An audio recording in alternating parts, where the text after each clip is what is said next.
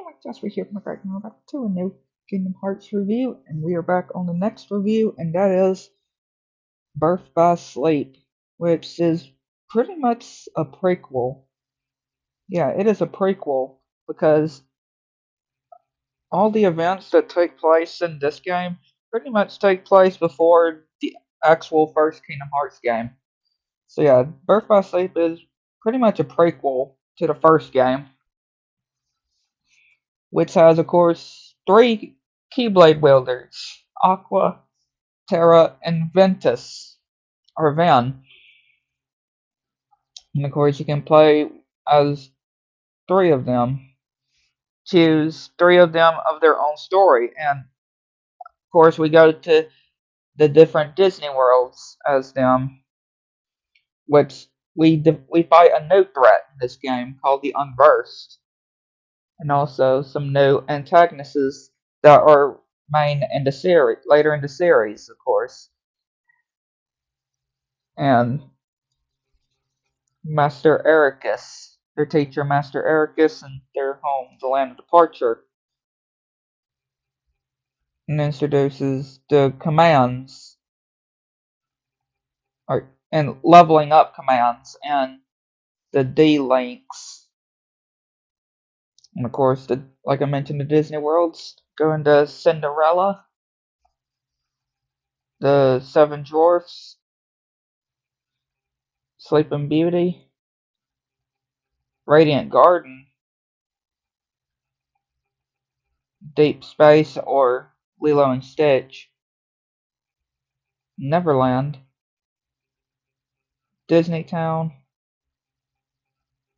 Olympus, and of course, the Keyblade Graveyard, and Destiny Islands for just cutscene purposes.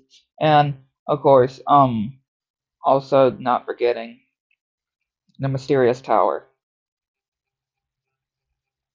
And like I mentioned, you can play as three of the different characters, and they all have each character has or plays out differently, fights differently, and their story is different too. Have different cutscenes related to each of them of the Disney worlds.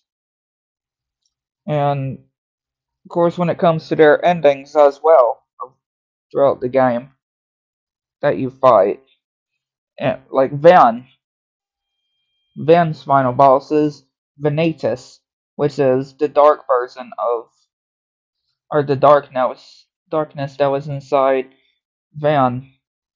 And of course, we have Master Xehanort, which is wanting to climb Kingdom Hearts and forge the Keyblade.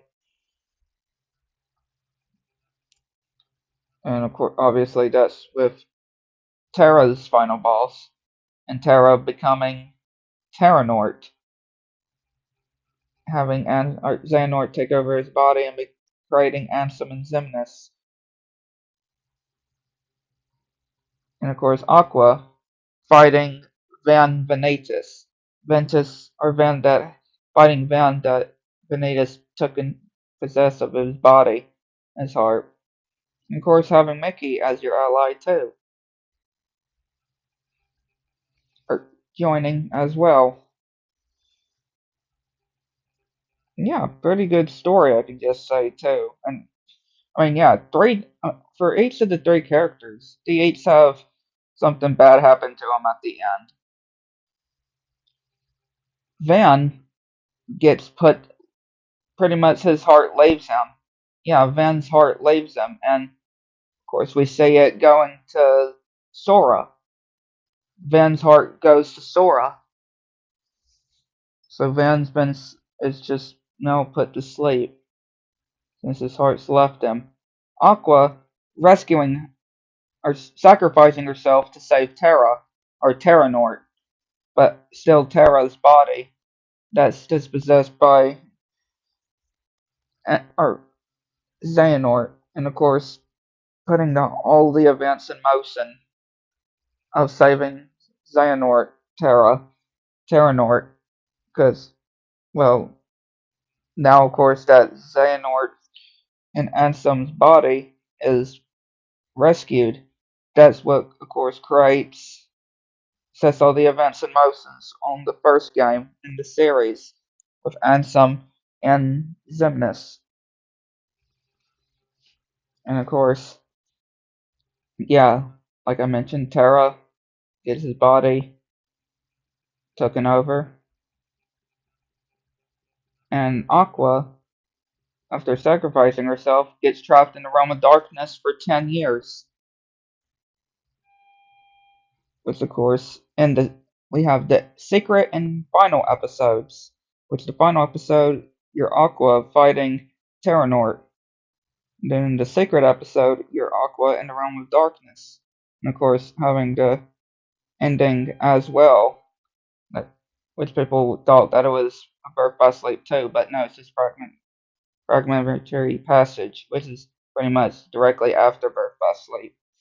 And we have obviously secret bosses like or young Xehanort, known as the Mysterious Figure, and even in the Mirage Arena too. We have the Mirage Arena, where you can get the Ultima weapon and the Royal Radiant, like No Heart, and also the Light Vanitas, I guess I could call it. Yeah, Birth by Sleep, definitely a good game, I can call it. Definitely, definitely. Yeah, definitely a prequel that sets all the events of pretty much the events of the first game and later on. So I could definitely say. But yeah, I'd like to know what y'all think. I'm gonna go for both.